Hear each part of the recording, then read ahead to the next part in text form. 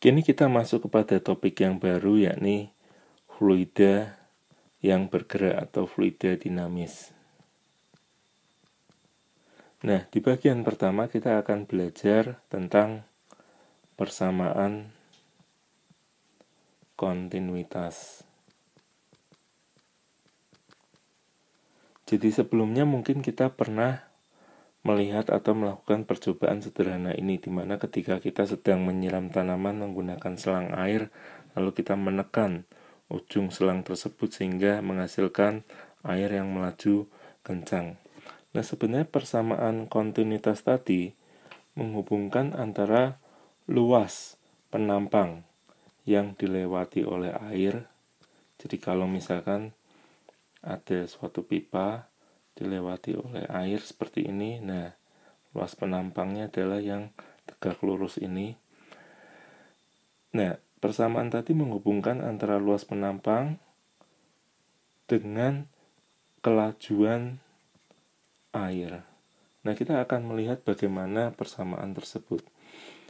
Jadi di sini misalkan kita punya suatu pipa yang dialiri oleh suatu zat cair. Nah, misalkan besar volume zat cair ini adalah di bagian pertama sebesar luas penampangnya, yakni A1, kita kali dengan kelajuannya, dikali dengan panjangnya, yakni delta L1. Lalu volume air tadi bergerak dan memasuki daerah yang kedua. Nah, jika dalam satu selang waktu yang sama, volume air di bagian kedua ini, yakni sebesar luas penampang 2, dikali panjangnya, yakni delta L2. Nah, di sini kita menyatakan bahwa dalam selang waktu yang sama, volume air di kedua bagian tadi nilainya sama. Jadi A1 dikali delta L1 sama dengan luas penampang 2 dikali delta L2. Lalu jika tadi selang waktu delta T-nya adalah sama, apabila kita bagi dengan delta T di ruas kiri dan kanan, maka kita akan mendapati bahwa delta L1 dibagi selang waktu adalah kelajuan atau V1.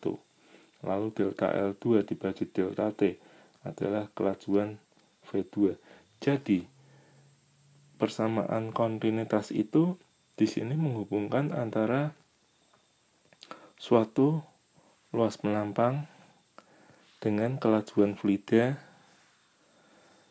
pada setiap tempat. Jadi misalkan di sini luasnya A1 dengan kelajuan V1, di sini misalkan luasnya A2 dengan kelajuan V2, lalu kita tambahkan lagi misalkan di bagian yang ketiga ada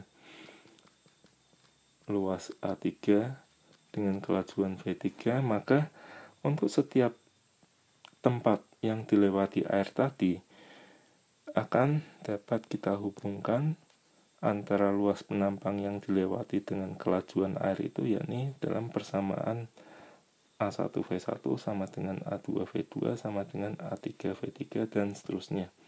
Nah, ini yang dinamakan sebagai persamaan kontinuitas. Nah, sekarang kita lihat salah satu contohnya. Misalkan di sini kita punya sebuah pipa di mana diameter dari pipa ini yang pertama 20 cm. Lalu pada bagian yang lebih sempit diameternya misalkan 10 cm. Nah, di bagian yang lebih besar ini kelajuannya kita sebut V1 misalkan 5 meter per detik. Pertanyaannya adalah berapakah kelajuan di tempat 2 ini, V2. Nah, kita dapat melihat sekali lagi bahwa jika kita gunakan persamaan kontinuitas itu, A1 V1 sama dengan A2 V2. Nah, sekarang kita akan melihat bahwa kebanyakan yang kita hadapi adalah luas penampang dari pipa tersebut berbentuk lingkaran. Jadi nilai luasnya adalah P dikali R kuadrat.